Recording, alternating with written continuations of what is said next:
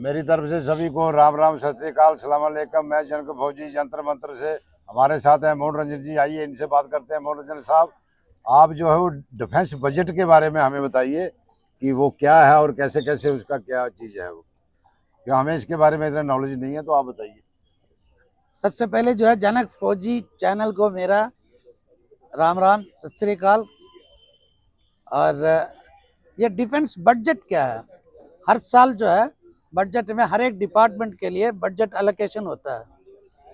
अब defence budget जो है हमारे टोटल बजट में 30% जो है डिफेंस के लिए। अब ये हमारे जो स्वर्गीय सीडीएस जनरल रावत जी ने बहुत कमाल की चीज़ बताया कि हर साल डिफेंस बजट बढ़ रहा है, पेंशन बोझ, ऐसे बहुत सारी ड्रामा करके जो है वो चला गया बेचारे। लेकिन असली बात क्या है? डिफेंस बजट में से किस किस को पैसा जाता है? पे एंड पेंशन के लिए अलोकेशन जो होता है वो 30% है। और वो 30% अगर आपको सरल भाषा में अगर मैं कहना चाहता हूँ कि 100 रुपये अगर डिफेंस बजट के लिए अलोकेशन होता है पेंशन के लिए, तो ये पे पेंशन के लिए 100 रुपये में 55 रुपये जो है जो फोर्सेस को मिलता है, जो वर्दी वालों को 55 रुपये जो है वो वर्दी वालों को मिलता है, 45 रुपये जो है सिविलियंस को मिलता है। अब ये हर साल जो है बजट में ये कहते हैं कि बजट का पैसा बढ़ रहा है। ये कहाँ बढ़ रहा है? लोग कहते हैं कि 55 रुपये डिफेंस को मिलता है, ये वर्दी वालों को, लेकिन ये 55 रुपये किसको मिलता है? 100 आदमी हैं पे पेंशन लेने वाले डिफेंस मिनिस्ट्री में, उसमें 78 आदमी जो है वर्दी वाले हैं। यानी कि 55 रुपये जो है 78 लोगों को जो है वो देते हैं, और जो बाकी 22 लोग हैं उनको मिलता है 45।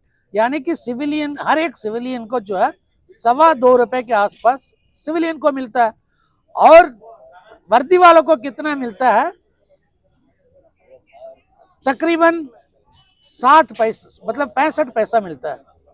अभी ये जो हिसाब किताब जो है कोई अफसर भी नहीं बताता, कोई ब्यूरोक्रेट्स भी नहीं बताता। ऑफिसर इसलिए नहीं बता रहा क्योंकि वो सबसे ज्यादा ले रहा, जितना वो एक आईएएस बाबू है उससे 15,000 एक्स्ट्रा ले रहा, तो इसलिए अफसर कभी इसके बारे में बात करेगा ही नहीं। ये लोग कहते हैं ना 71, 73 ऐसे जो लोग बता रहे हैं ना, ये 73 से पहले ये डिफेंस बजट में वर्दी वाला नहीं था। डिफेंस बजट में वर्दी वाला था ही नहीं। हमारे लिए कोई मतलब सिविलियन के साथ कनेक्शन नहीं था। हमारा एक पे कमिटी हुआ करता था, पेंशन और पे कमिटी, और ये कमिटी तय करती थी कि किसको कितना देना है। और उसमें हर साल जो है कोई 6 महीने सर्विस करके भाग गया, कोई 1 साल सर्विस करके भगोड़ा हो गया, तो उन सबके पैसा जो है धीरे धीरे इसमें बढ़ता गया। तो 73 के आसपास जो है गवर्नमेंट के पास पैसा नहीं था, क्योंकि 62 लड़ाई, 65 लड़ाई, 71 लड़ाई, 3 जंग के बाद गवर्नमेंट के पास सिविलियन को देने के लिए, पेंशन पे देने के लिए पैसा नहीं था, खासकर पेंशन के लिए नहीं था। और ये हमारे जितने भी अफसर है वो CCS 72 बोलते हैं, यानी कि सेंट्रल सिविल सर्विस 72 कानून है, उसके अंडर जो ऑफिसर्स जो आता है उसका जो है लास्ट पेड रन का 1/3 हुआ करता था पेंशन। और हमारा 70% लगभग, ये मतलब सबको 70 नहीं, किसी का 72, किसी का 60, एवरेज में 70% हमारा पेंशन था। तो हमारा पेंशन मतलब पेंशन पे कमिटी वो डील करता था, इसलिए हमें फायदा था। तो उन दिनों में हमारे जो है फील्ड मार्शल मानेकशॉ साहब ने माना ही नहीं, और उसके तुरंत जाने के बाद जो जनरल आया है और एक एयर चीफ मार्शल और एक चीफ सेक्रेटरी, इन तीनों का जो है मिली भगत एक क्या बोलते हैं षड्यंत्र वो रचा गया था। अच्छा। कि डिफेंस वालों को पेंशन CCS 72 कानून के अंदर लेके आ जाएंगे, ये मतलब पे कमीशन लागू इनके लिए भी करेंगे करके ये बता दिया था। तो यहीं से बात शुरू हुआ, क्योंकि उन दिनों में हमारे पास तकरीबन 50-60 हजार करोड़ हमारे रिजर्व में था। रिजर्व फंड में इतना पैसा था, ये पूरा पैसा जो है ऐसे नहीं निकाल सकते हैं। तो इसलिए पे पेंशन कमिटी को जो है मतलब जिसको डीपीसी बोलते हैं, डिफेंस पेंशन कमिटी, उसको पहले डिसमेंटल किया। डिसमेंटल करके गवर्नमेंट ने इसको कॉमन पूल कर दिया। कॉमन पूल करके हमारे पैसा जो है, मतलब कहते हैं ना, लिटरली जो बोलते हैं कि हमारे पैसा चोरी किया गवर्नमेंट ने। वो 50,000 करोड़ से ऊपर का पैसा हमारा था और गवर्नमेंट ने वो चोरी किया। चोरी करके हमारे पेंशन को घटाया। अफसर का पेंशन 33% से 50% कर दिया। सिविलियन का पेंशन 33% है, वहां से 50% उनका भी बढ़ाया, लेकिन हमारा कम कर दिया। ये वहां से लेके आज तक हर साल जो है पेंशन कमिटी खत्म करने के बाद डिफेंस बजट में ज्यादा पैसा खाने वाले सिविलियंस है। क्योंकि जब एक सिविलियन भर्ती होता है, मैं शेड्यूल कास्ट, शेड्यूल ट्राइब्स, इनका जो है रिजर्वेशन होता है, एक मतलब क्लास 4 में भर्ती होता है, लेकिन उनका जो रिजर्वेशन की वजह से वो क्लास 4 से सीधा अफसर लेवल तक पहुंच जाता है। वो फैसिलिटी सर्विस में नहीं है। तो इसलिए जो है हमारे जितने भी लोग हैं 1:5 ये रेशियो हो गया था डिफरेंस में। अब यही चीज हमें प्रोजेक्ट करना है, भाई हमारा अलग कर दो।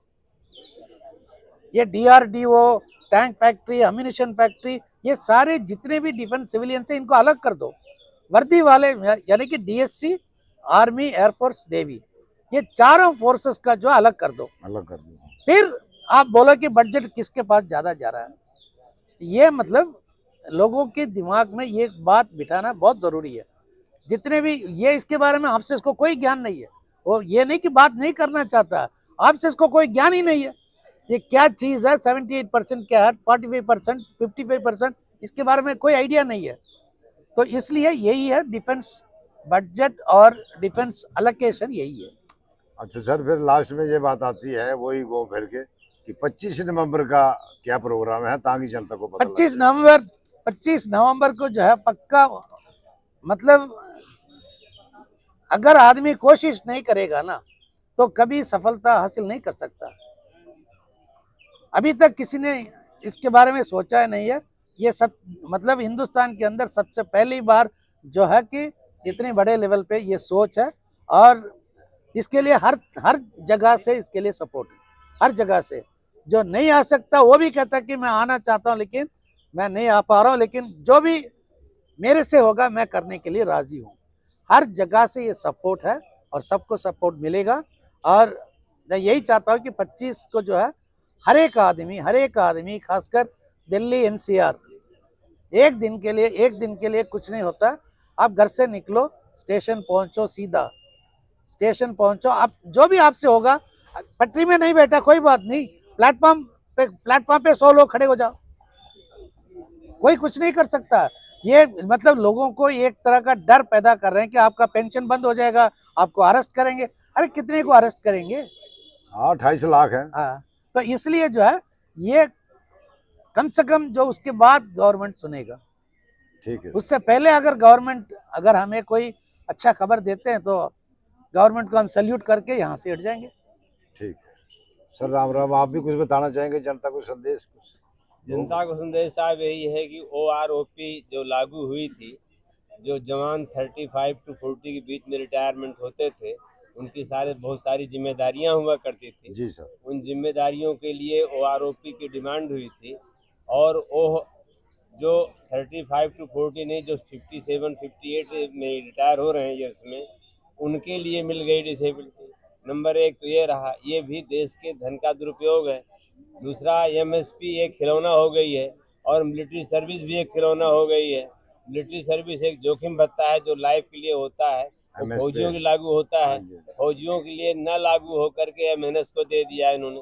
ये बहुत ही अन्याय है। MNS को कोई भी मिलिट्री सर्विस नहीं होनी चाहिए। तीसरा, आर्मी के जवानों को के साथ काफ़ी अत्याचार होता है, काफ़ी इनका शोषण होता है। इसलिए मेरा कहना है कि आर्मी, नेवी, एयरफोर्स तीनों के एक्ट एक किए जाएं और एक मिलिट्री रूल बनाया जाए जिसके तहत सभी काम करें। ये बातें हैं। उसके अलावा जो डिसेबिलिटी है या वार कैजुअल्टी हैं, हाँ, वार पीएमआर है, विडोज हैं, पीएमआर है। इन पीएमआर, इन सब चीज़ों के लिए सरकार को ध्यान देना चाहिए। अगर हमें मांगने पर दिया तो क्या किया, और मांगने पर भी नहीं दिया तो सरकार की बहुत बड़ी गंदी नीति है। इसकी हम आलोचना कर रहे हैं और देशवासी भी अपने कठोर शब्दों में, निंदनीय शब्दों में निंदा करनी चाहिए। ठीक है सर। धन्यवाद। और ये थे हमारे साथ भूतपूर्व सैनिक जो धरने पर बैठे हुए हैं। और इस चैनल को ज़्यादा से ज़्यादा शेयर करें और सब्सक्राइब करें। मेरी तरफ से सभी को जय हिंद, जय भारत।